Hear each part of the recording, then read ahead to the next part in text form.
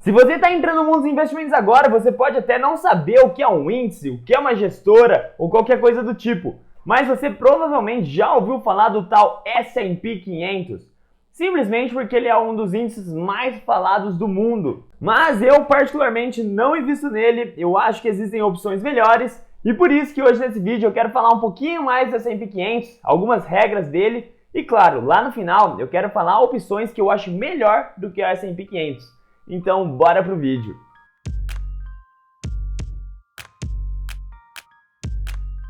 O S&P 500 é um índice que basicamente compra as 500 maiores empresas norte-americanas. Mas não só isso, ele possui uma série de regras que fazem uma empresa entrar ou sair do índice. A primeira regra é que a empresa tem que estar listada na bolsa norte-americana há pelo menos 6 meses. Segunda regra é possuir um valor de mercado de no mínimo 6,1 bilhões de dólares. Terceiro é que a empresa tem que ter operações dentro dos Estados Unidos. Quarta regra é que a empresa tem que possuir pelo menos 4 trimestres seguidos de resultados positivos. Quinta regra é que suas ações, os seus papéis, têm que custar pelo menos $1. Sexta regra é ter pelo menos 250 mil negociações nos últimos 6 meses. E por fim, ela precisa ter pelo menos 50% dos seus papéis em free float. Mas um ponto aqui que eu gosto de comentar também sobre o S&P 500 que eu não vejo quase ninguém falando é que o S&P 500 não é um índice passivo. Apesar de ele possuir regras bem estabelecidas, ele é um índice ativo. Afinal, ele possui um comitê no qual, a partir das regras, eles decidem os ativos que vão entrar ou sair do índice. Mas então por que esse tal de S&P 500 é tão falado? Simplesmente por conta da sua rentabilidade. Se pegarmos o seu histórico de rentabilidade dos últimos 30 anos, ele entregou aproximadamente 1.540%. Isso é uma rentabilidade completamente surreal. Mas aqui eu já quero começar a dar alguns pontos de atenção para você conseguir analisar melhor o S&P 500. A primeira coisa é que pelo S&P 500 pegar as 500 maiores empresas norte-americanas, a gente considera que esse índice é quase um índice representativo da economia norte-americana como um todo. Afinal, se a gente pegar o valor de mercado das 500 maiores empresas, elas representam mais de 80% do valor de mercado dos Estados Unidos como um todo. Então, a partir disso, entendendo que o S&P 500 basicamente representa a economia norte-americana, a gente consegue entender por que ele entrega uma alta rentabilidade como essa. Os Estados Unidos têm mostrado uma alta performance quando ele diz em questão de ascensão, de representatividade na economia mundial. Mas uma coisa que a gente precisa entender é que isso não é de sempre e nem será para sempre. A gente precisa entender que os países, as moedas, elas passam por ciclos. E isso de fato vai mudando ao longo do tempo. Se pegarmos, por exemplo, as maiores empresas na década de 90, por exemplo, a gente vai ver que a maioria delas eram japonesas. E onde que está o Japão hoje? Onde estão essas empresas hoje? Entende o que eu quero dizer? E se os Estados Unidos de hoje era o Japão da década de 90? E se os Estados Unidos de hoje, daqui a alguns anos, será o Japão de hoje? Entende o que eu quero dizer? Provavelmente os Estados Unidos não continuará para sempre dessa forma. Pode ser que perdure por muito tempo, mas não para sempre. Mas para fixar mais ainda essa ideia para você, porque de fato pode ser meio abstrato, eu quero fazer algumas comparações históricas para de fato você entender mais ainda o que eu quero dizer. Se pegarmos aqui, por exemplo, um histórico de 30 anos e compararmos o mercado brasileiro dolarizado com o mercado norte-americano, a gente vai ver que eles são muito equiparados. Inclusive, teve vários anos que o mercado brasileiro ficou muito acima do mercado norte-americano, que foi ali basicamente na crise subprime, onde o dólar se desvalorizou muito.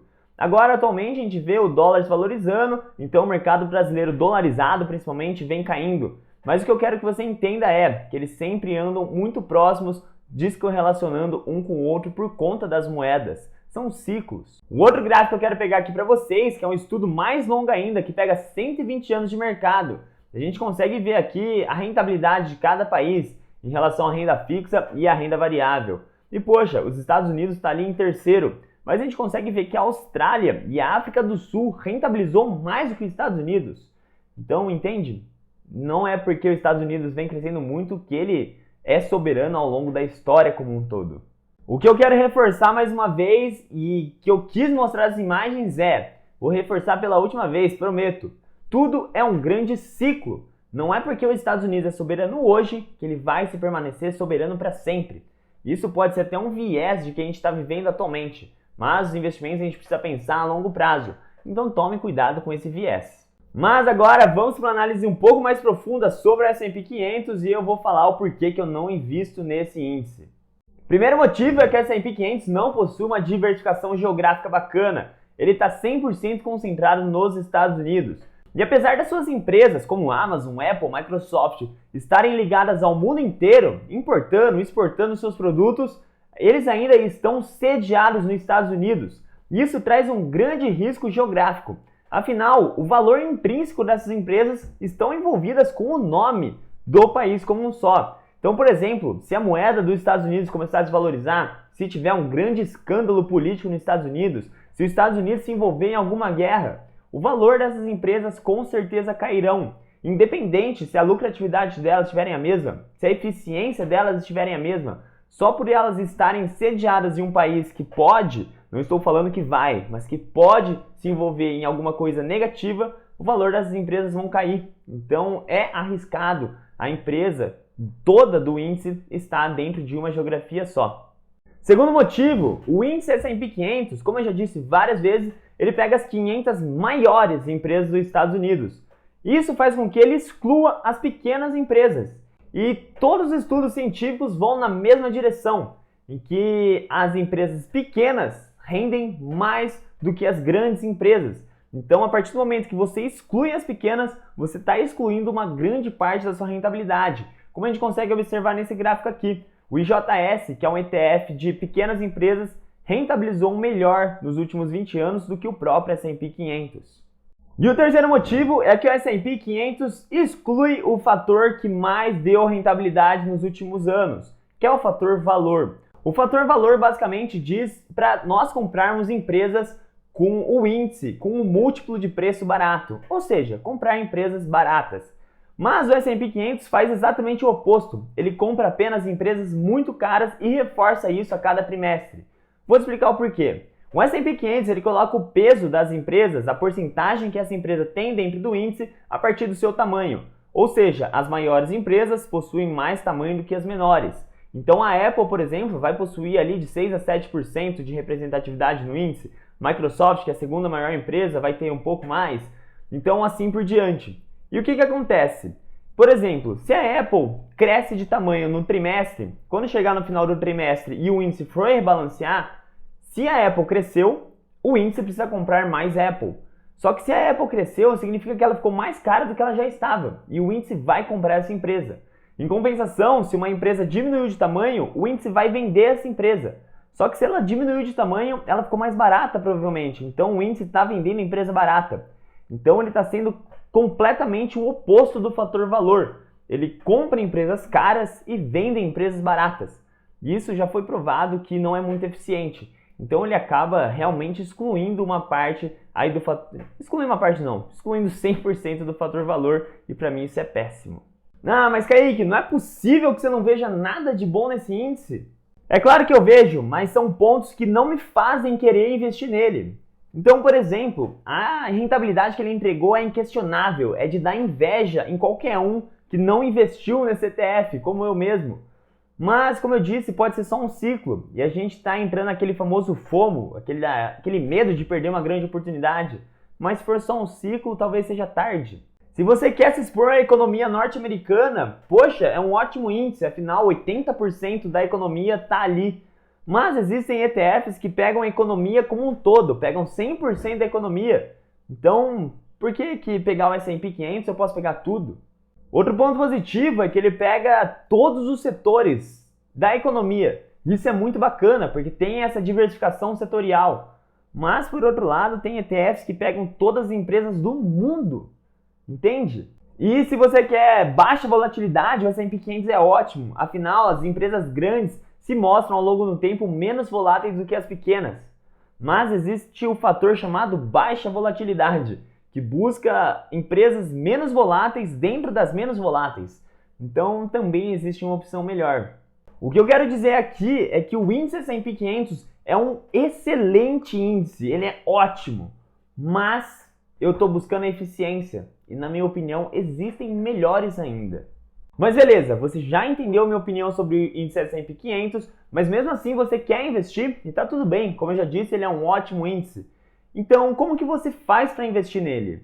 A maneira mais fácil que eu vejo de você investir nesse índice é através de ETFs da Bolsa Norte-Americana. E lá existem basicamente 3 ETFs que são grandes e replicam esse índice, que é o SPY, o IVV e o VOO. Então, para facilitar sua vida, eu fiz a comparação de alguns múltiplos ali, de algumas coisas em alguns pontos importantes para você tomar a sua decisão. Se a gente for ver a taxa de administração, o SPY tem uma taxa de 0,09% ao ano, enquanto o IVV e o VOO tem 0,03% ao ano. Então, a gente já vê que o SPY sai um pouco atrás, mas mesmo assim é uma taxa de administração baixíssima. Falando de liquidez diária, o SPY ele apresenta uma liquidez de 30 bilhões de dólares por dia, enquanto o IVV e o VO apresentam apenas 1 bilhão de dólares. Então a gente consegue ver que o SPY tem uma liquidez diária de 30 vezes mais. Mas o IVV e o VO não me preocupa, afinal, se você é um investidor físico, varejo, acho que você não tem que se preocupar com uma liquidez de 1 bilhão de dólares. Acho que você não tem 1 bilhão de dólares para investir em um único ETF. Então, liquidez de todos eles são excelentes. Agora falando em relação ao spread, que é basicamente a diferença que você paga entre o valor de negociação do ETF e o que está realmente valendo o ETF, o SPY é 0,01 centavos de dólar e o IVV e o VO 0,03 centavos de dólar. É irrisório qualquer um. Em relação à performance agora, o SPY apresentou uma performance nos últimos 10 anos de 219%, enquanto o IVV e o VO de 221%. Então é 0,2% ao ano, é irrisório também. E as gestoras SPDR, iShares e Vanguard são gestoras excelentes, então também não tem a menor preocupação. Mas se você não entendeu o que eu quero dizer ainda, é o famoso tanto faz. Qualquer um dos ETFs que você selecionar vai ser ótimo, você está seguro, você está investindo em uma coisa séria. Se eu tivesse que escolher eu escolheria entre IVV e VO só por conta da taxa de administração. Mas de verdade, se você selecionar o SPY, não faz a menor diferença. E agora, para finalizar o vídeo, eu quero te dar as duas opções que eu vejo serem melhores do que S&P 500 se você quiser investir de fato no mercado norte-americano. Lembrando, isso não é uma recomendação de compra ou de venda, é apenas um vídeo educativo para você se informar e ganhar mais conhecimento para tomar sua própria decisão.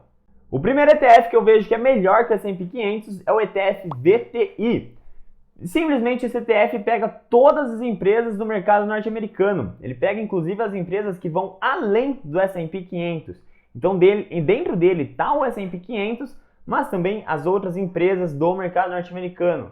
E por que eu gosto mais dele? Porque ele pega as 500 maiores empresas, mas também ele pega as pequenas empresas, que são as que entregam maiores rentabilidades. E não é à toa que esse ETF nos últimos 20 anos rentabilizou melhor do que o S&P 500. E o segundo ETF é o ETF RSP. Esse ETF simplesmente pega as 500 maiores empresas do S&P 500, mas a diferença é que ele não vai selecionar o peso das empresas dentro do ETF conforme o seu tamanho. Ele vai literalmente equalizar todas as empresas. Todas vão ter exatamente o mesmo peso dentro do ETF. E o que isso faz? Isso faz prevalecer o fator valor. Ou seja, todo rebalanceamento que acontece trimestralmente, ele vai vender as empresas caras e vai comprar as empresas baratas. Então, de fato, ele vai estar investindo no fator valor basicamente. Não é o fator valor em si, mas acontece um ciclo ali que favorece esse fator. E não é à toa também que esse ETF rentabilizou melhor do que o S&P 500. Mas e aí, você gostou desse vídeo?